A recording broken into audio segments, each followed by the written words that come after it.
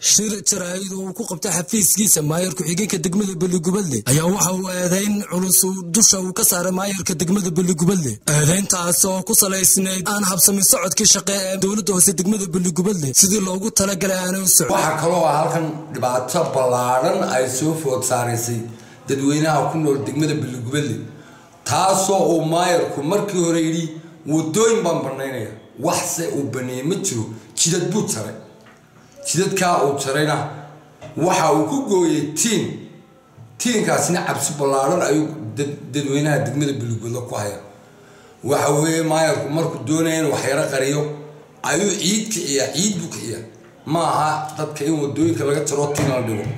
waa dariiq la baneeyaa laga rabin lama rabin meel tiin la dhigo dhanka kale maayarka degmada Balligubadle Cabdiraxmaan Iimaan Jaamac oo aan xafiiskiisa ku weydiinay eedeymahaasi culus uu soo jeediyay maayarku xigeenka degmada Balligubadle ayaa waxa uu ku saleeyay in aanu aqoon u lahayn waxaan ka jawaabay horta maayarku xigeenku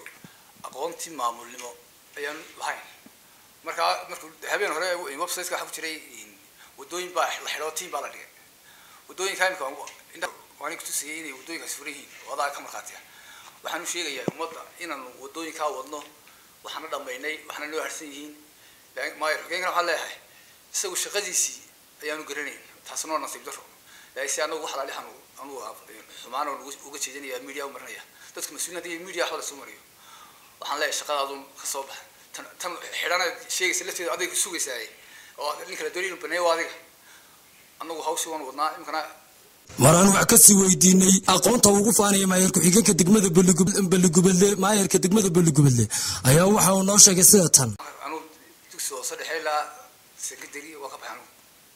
sadexeela tikisi u dambeeyay sanadoodna waxaan ahaa chief caaqil 15 sanadood imika waxaan golaha deegaanka intaana waxba waan baranay horena waan uga baxay dugsi raan